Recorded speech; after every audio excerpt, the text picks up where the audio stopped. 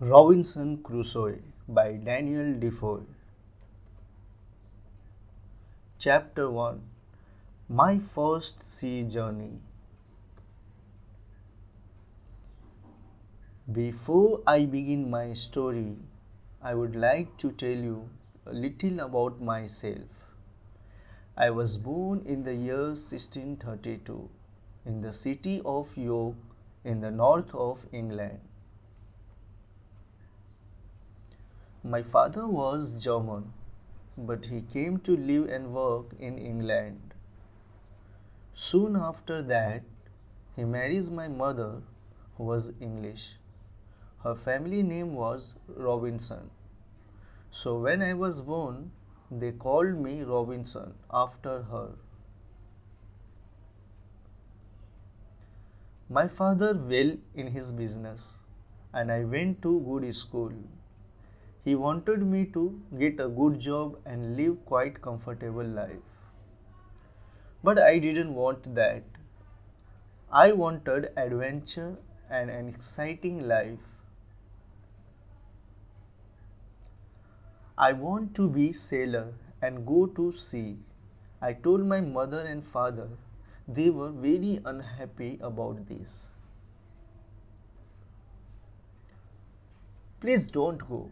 My father said, you won't be happy. You know, sailors have difficult and dangerous life. And because I love him and he was unhappy, I tried to forget about the sea. But I couldn't forget. And about a year later, I saw a friend in town. His father had a ship.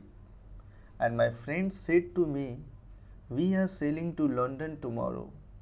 Why don't you come with us? And so, on September 1st, 1651, I went to Hull. And the next day, we sailed for London. But a few days later, there was strong wind.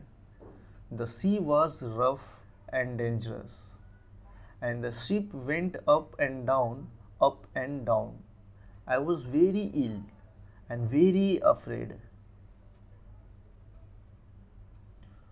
Oh, I don't want to die, I cried. I want to live. If I live, I will go home and never go to sea again. The next day, the wind dropped and the sea was quiet and beautiful again. Well, Bob, my friend laughed. How do you feel now? The wind wasn't too bad. What? I cried. It was terrible storm. Oh, that wasn't a storm, my friend answered. Just little wind. Forget it. Come and have a drink. After few drinks with my friend, I felt better. I forget about the danger and decided not to go home. I didn't want my friends and family to laugh at me. I stayed in London for some time, but I still wanted to go to sea. So, when the captain of ship asked me to go with him to Guinea in Africa, I agreed, and so I went to sea for the second time. It was good ship and everything went well at first, but I was very ill again.